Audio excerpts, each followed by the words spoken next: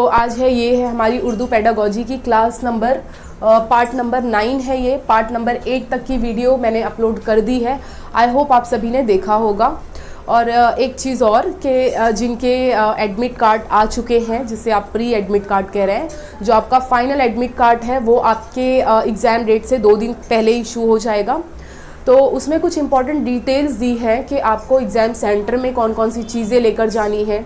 और एक one important जो आपको बात याद रखनी है, एक डिक्लेरेशन फॉर्म है जो कि आपको पहले से ही फिल करके वहाँ लेकर जाना है। उसमें कुछ क्वेश्चंस हैं कि आपको कोल्ड, कफ, मतलब डिफरेंट टाइप के जो फीवर्स होते हैं वो सब तो नहीं है। उस पर आपको क्या करना है, टिक करना है। अपना नेम, अपना रोल नंबर, आपका सेंटर जो है वहाँ का एड्रेस प्रॉपर तरीके से क्या करना है, मेंशन करना है। और जो आपको इम्पॉर्टेंट चीज़ वहाँ लेकर जानी है, जैसे कि सैनिटाइज़र, मास्क, ब्लू या ब्लैक पेन आप अपने साथ आपको रखना है।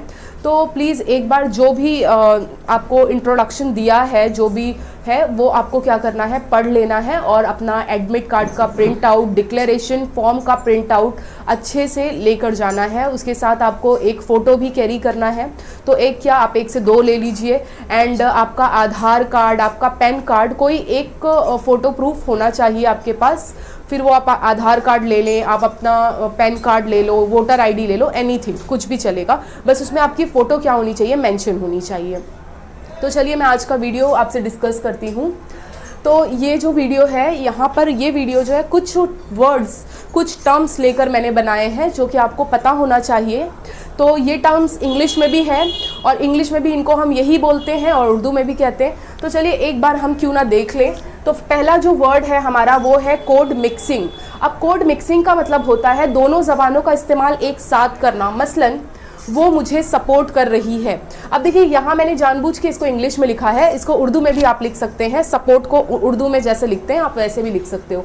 तो यहाँ पर आप देखेंगे मेरे इस जुमले में जो है वो मुझे, ये एक उर्दू है, उर्दू लफ्ज़ है, ये कर रही है, ये भी एक उर्दू लफ्ज़ है। मगर सपोर्ट को हम क्या कहते हैं उर्दू में, मदद। ठीक है, मैंने मदद नहीं ना लेने के उसके बदले में मैंने क्या लिया है, सपोर्ट लिया है। तो सपोर्ट एक क्या है, इंग्लिश वर्ड है। ठीक है, तो यहाँ पर मैंने दोनों ज़बानों का इस्तेमाल एक साथ किया है। तो ये किस में आ जाता है, कोड मिक्सिंग में। नेक्स्ट आता है हमारा कोड स्विचिंग। कोड स्विचिंग में आ जाएगा आपका एक ज़बान को बोलते बोलते दूसरी ज़बान का इस्तेमाल करना।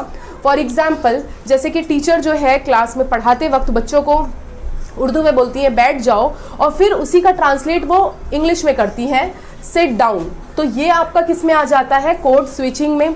अगर आपको याद होगा तो मैंने पेडागोजी में आपको डायरेक्ट मेथड भी बताया था। डायरेक्ट मेथड में उस्ताद क्या करता था कि पहले बच्चों को इंग्लिश में बोलता था और फिर उसी चीज़ को वो उर्दू में बोलते थे। ठीक है, तो पूरा का पूरा ट्रांसलेट कर देता था। तो वही चीज़ है, बट इसको हम जो टर्म दिया है कोड स्विचिंग हम इसे कहते हैं। अब नेक्स्ट आता है स्कैप फोल्डिंग। अब स्कैप फोल्डिंग अगर आपको याद हो तो ये जो नज़रिया देने वाले थे, ये जो वर्ड देने वाले थे, ये जो टर्म देने वाले थे, उनका नाम था वाइगॉस्की। तो वाइगॉस्की की थियोरी बहुत ही इंपॉर्टेंट है, आपको पढ़ के जाना है ये थियोरी। अब ये थियोरी में सबसे पहले तो स्कैप फोल्डिंग क्या है, किसी काम को करने के लिए तालिबे इल्म की मदद करना ही क्या कहलाता है, स्कैप फोल्डिंग कहलाता है। फॉर एग्जांपल, जब बच्चा जूनियर या नर्सरी में होता है तो टीचर या उनके पेरेंट्स उनको हाथ पकड़कर लिखाते हैं। मगर ऐसा तो नहीं है कि हमेशा उनको हाथ पकड़कर लिखाना है, नहीं। एक टाइम के बाद बच्चा जो है वो खुद से सीख जाता है। अब इसके बड़े एग्जाम्पल भी आप ले सकते हैं।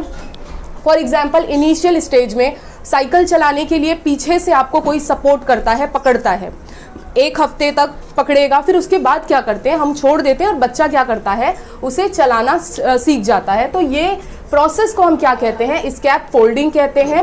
और ये एक आर्जी होता है, ये तरीका जो है एक आर्जी है, मतलब कुछ वक्त के बाद क्या होता है, ख़त्म हो जाता है। जैसे कि मैंने बताया कि कुछ वक्त के बाद आप क्या करोगे, उसे छोड़ दोगे और वो खुद से करने लगेगा।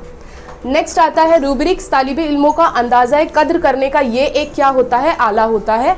तो ये चीज़ आपको याद रखना है, एक तरीके की रेटिंग स्केल होती है। तो याद रखना है कि रूब्रिक्स एक टाइप का क्या होता है, आला होता है। Okay, thank you.